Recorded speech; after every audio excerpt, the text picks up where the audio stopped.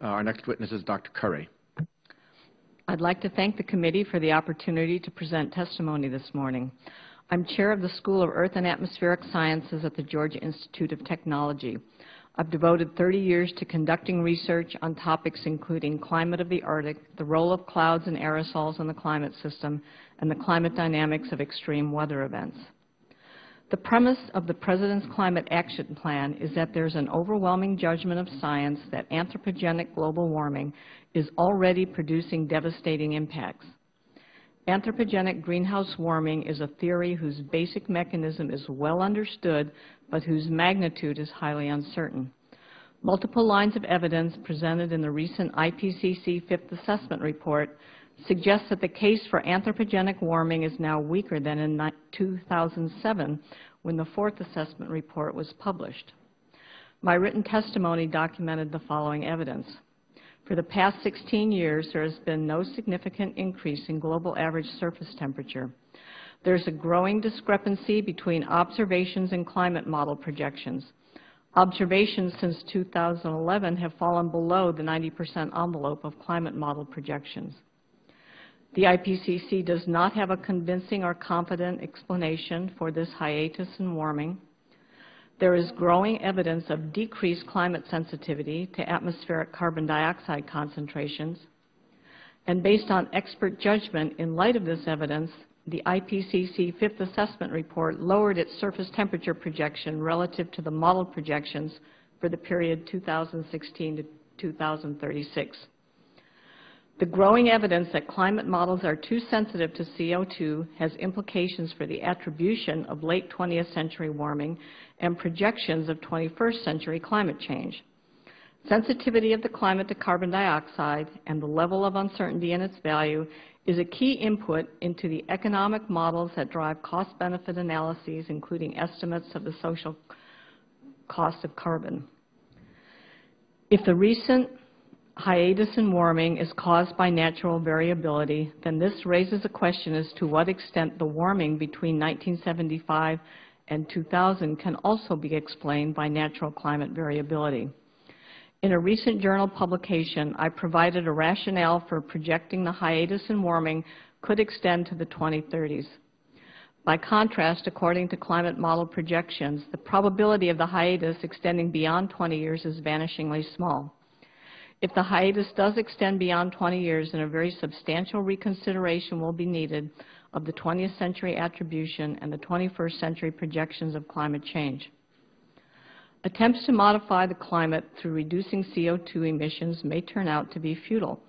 The stagnation in greenhouse warming observed over the past 16 years demonstrates that CO2 is not a control knob that can fine-tune climate variability on decadal and multi-decadal timescales.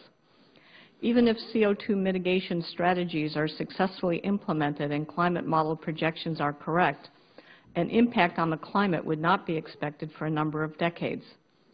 Further, solar variability, volcanic eruptions, and natural internal climate variability will continue to be sources of unpredictable climate surprises.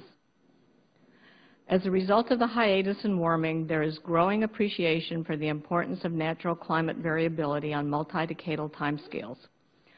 Further, the IPCC AR5 and Special Report on Extreme Events published in 2012 find little evidence that supports an increase in most extreme weather events that can be attributed to humans. The perception that humans are causing an increase in extreme weather events is a primary motivation for the President's Climate Change Plan. However, in the U.S., most types of weather extremes were worse in the 1930s and even in the 1950s than in the current climate, while the weather was overall more benign in the 1970s. The extremes of the 1930s and 1950s are not attributable to greenhouse warming. Rather, they are associated with natural climate variability and, in the case of the Dust Bowl, drought, and heat waves, also to land use practices. This sense that extreme weather events are now more frequent and intense is symptomatic of pre-1970 weather amnesia. The frequency and intensity of extreme weather events is heavily influenced by natural climate variability. Whether or not anthropogenic climate change is exacerbating extreme weather events, vulnerability to extreme weather events will continue to increase owing to increasing population and concentration of wealth in vulnerable regions. Regions that find solutions to current problems of climate variability and extreme weather events are likely to be well prepared to cope with any additional stresses from climate change. Nevertheless, the premise of dangerous anthropogenic climate change is a foundation for a far-reaching plan to reduce greenhouse gas emissions and reduce vulnerability to extreme weather events. Elements of this plan may be argued as important for associated energy policy reasons, economics, and/or public health and safety. However, claiming an overwhelming scientific justification for the plan based upon anthropogenic global warming does a disservice both to climate science and to the policy process. Good judgment requires recognizing that climate change is characterized by conditions of deep uncertainty. Robust policy options that can be justified by associated policy reasons. Ms. Curry? Yes? In fairness to all of the other witnesses, we've tried to keep everybody within a fixed time frame. You're already a minute over. To the extent you could wrap up, it would be helpful to the committee. Away. Yes, apologies. Robust policy options that can be justified by associated policy reasons, whether or not anthropogenic climate change is dangerous, avoids the hubris of pretending to know what will happen with the 21st century climate.